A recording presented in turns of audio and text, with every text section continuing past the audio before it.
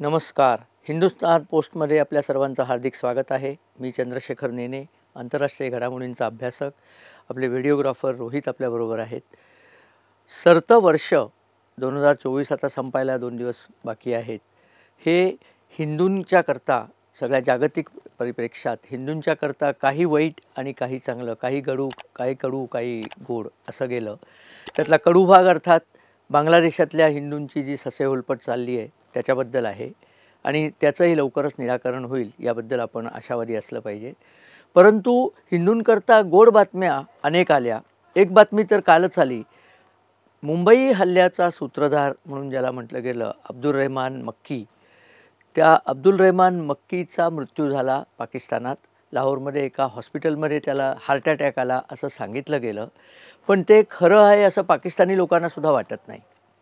कारण भारताच्या most wanted दहशतवाद्यांमध्ये नंबर 3चा हा मक्की होता आणि याला मारण्याचे प्रयत्न भारताकडनं किंवा अज्ञात वीरांकडनं चालू होतेच आणि बहुतेक त्या कुठल्या तरी प्रयत्नाला यश मिळालं असावं असं समजायला पुष्कळ जागा आहे. हा मनुष्य अचानक मेला. याच्या आधीही बरेच लोक असे, कोणी हृदय शूळ होऊन मेले, कोणाला गोळ्या घातल्या, कोणी असे बरेच लोक मेलेले आहेत. आता 1-2च फक्त उरले आहेत. हफीज सईद त्यांचा उरलेला आहे असं म्हणतात, मसूद अझहर उरलेला आहे असं. हफीज सईद खरं म्हणजे मेला आहे अशा पण बातम्या आहेत. आणि दाऊद इब्राहिम असे लोक जे मुख्य नावं आहेत ती आहेत. परंतु त्यांचे सेकंड कमांडर वगैरे बरेचसे मारले गेलेत.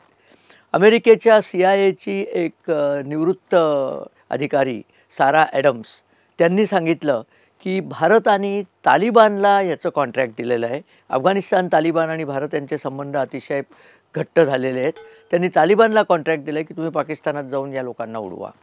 खरं आहे की खोटं आहे आपल्याला माहीत नाही, पण CIAची पूर्व अधिकारी हे सांगते तेव्हा तिला काहीतरी माहिती असणार हे निश्चितच. तर असा हा मक्की मरण पावला.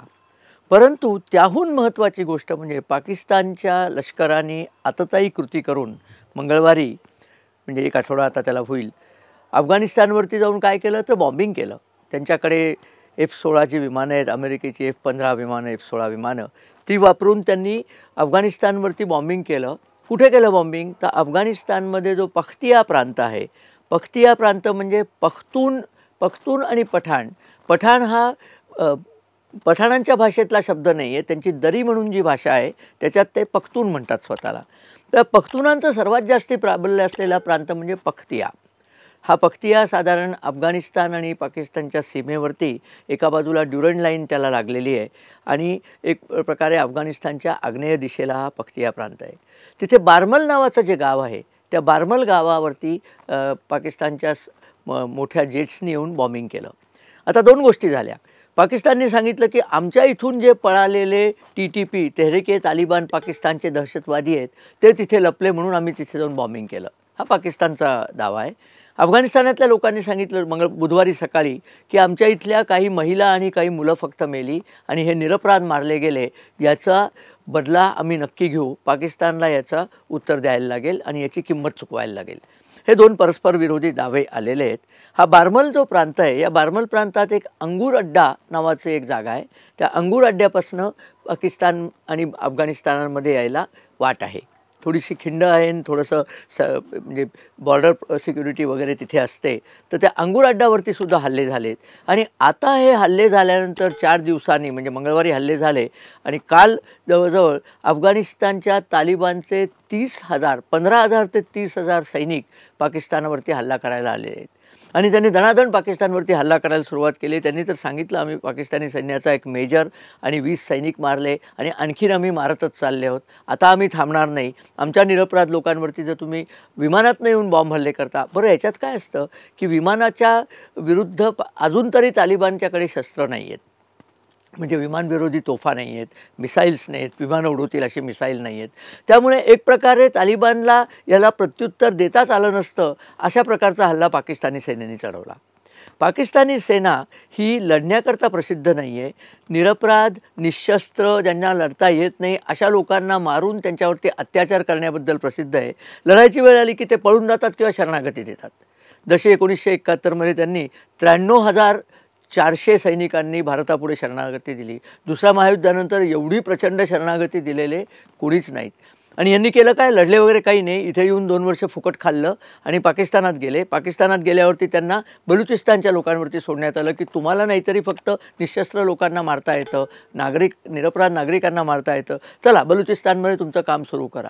लढण्याबद्दल यांची ख्याती नाही आहे आणि तसंच आता व्हायला लागलं आहे. आता तालिबानचा जो मारा आहे तो त्यांच्यावरती इतका जास्त होत चालला आहे की त्यांना तिथनं त्याला तोंड देणं कठीण झालं आहे. आसिफ मुनीरनी एका आततायी क्षणाला बहुतेक त्याला अमेरिकेने सांगितलं का त्यांनी स्वतःची नसलेली बुद्धी वापरली आणि अफगाणिस्तानवर जाऊन बॉम्बफेक केली, त्याची आता किंमत त्यांना पुरेपूर चुकवावी लागते.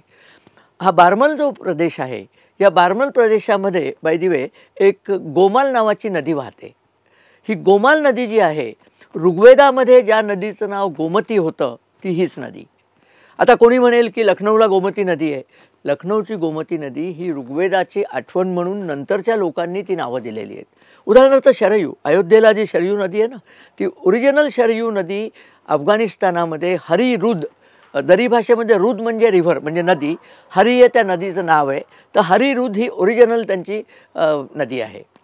तर हरिरुद नदीमधनं हे लोक त्याच्यावरती जो सलमान इंडो अफगाण फ्रेंडशिप डॅम जो बांधलेला आहे तो त्या हरिरुद नदीवरती बांधला आहे बरं का बाय द वे, हे आपल्याला मी सांगू इच्छितो. तर ही नावं पूर्वी शरयू नाव, तर तसंच शरयू त्यांनी अयोध्येच्या जवळ नाव घेतलं वगैरे, हे आपला इतिहास आहे. अफगाणिस्तान हा पूर्णपणे भारतीय संस्कृतीने वेढलेला होता. दुर्दैवाने आपण तो राखू शकलो नाही आणि एक एक करत ते प्रांत जायला लागले. अगदी पानिपतच्या युद्धाच्या वेळेला सदाशिवराव भाऊंनी सांगितलं होतं, अब्दाली म्हणला होता सदाशिवराव भाऊंना की कंदाहार आणि काबूल हे प्रांत तुम्ही आम्हाला देऊन टाका, आमचं तुमच्याशी काही भांडण नाही, आम्ही तुमच्याशी लढत नाही. त्याच्यावर भाऊंचं उत्तर असं आहे की काबूल आणि कंदाहार हे पूर्वीपासून भारतीय साम्राज्यात मोडत आहेत, ते आम्ही अफगाणास का द्यावेत आणि म्हणून ते लढले. विचार करा, म्हणजे देशाच्या प्रती आपली निष्ठा मराठ्यांची किती घट्ट होती की जो प्रांत आपल्याला मॅनेज करता येत नव्हता, मोगलांनाही मॅनेज करता येत नव्हता, त्या प्रांताच्या रक्षणाकरता सुद्धा ते मराठे पानिपताला लढलेले आहेत. तर अशा या अफगाणिस्तानमध्ये आपली एवढी कंट्रोल्स होते, ते सगळे गेले. परत ते गेले तर गेले, त्याच्यानंतर चाचा नेहरू आणि मोहनदास गांधी यांनी उरलेला पाकिस्तानचा जो भाग आहे तोही घालवून टाकला. हो, तुमच्या देशातल्या जो जागा तुमच्याकडे राहायच्या, देशाचं राज्य वाढवायचं का आहे ते खच्ची करायचं, अशी खच्ची करणारी काँग्रेस आपल्याला भेटली होती. पण आता अर्थात गोष्टी बदलत आहेत. आता POK सुद्धा आपण घेऊ, कारण तालिबानचे जे लढाऊ लोक आहेत त्यांचं आणि भारताचं घट्ट सूत जमलेलं आहे आणि पाकिस्तान आणि तालिबानचं कट्टर वाकडं आलेलं आहे. त्याचं एक कारण असं आहे की हे तालिबानचे लोक जे अफगाणिस्तानात आहेत त्यांचेच भाऊबंद PTP म्हणजे तेहरीके तालिबान पाकिस्तान म्हणून पाकिस्तानात सुद्धा आहेत. पाकिस्तानात प्रचंड प्रमाणावर पश्तून म्हणजे पठाण आणि अफगाण घुसलेले आहेत. कराचीमध्ये जवळजवळ 40% लोकसंख्या पठाण आणि अफगाणांची आहे. आता ही लोकसंख्या जर पेटून उठली, कारण त्यांच्याच आया बहिणींवरती यांनी जाऊन बॉम्बिंग केलं आहे, तर ते कराची बंद पाडू शकतील. इनफॅक्ट आता तुम्हाला सांगतो, येत्या 2-4 दिवसात तुम्ही बघत राहा, नवीन वर्षाच्या जल्लोषामध्येच बहुतेक कराचीत काहीतरी मोठी घटना होईल आणि कराचीचा व्यापारच बंद पडेल.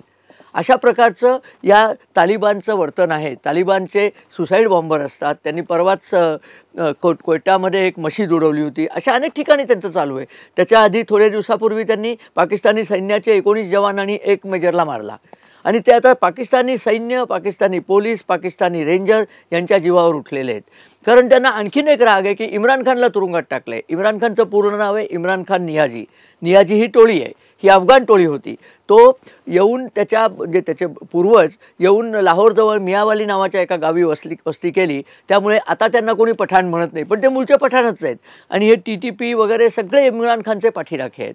TTPच्याच सगळ्या दहशतवाद्यांना इम्रान खाननी वजिरिस्तानमध्ये वसवलं होतं आणि तेच दहशतवादी ज्यांनी की एअरफोर्सच्या स्कूलमध्ये पेशावरमध्ये त्यांची मुलं मारली होती, पाकिस्तानी एअरफोर्स ऑफिसर्सची.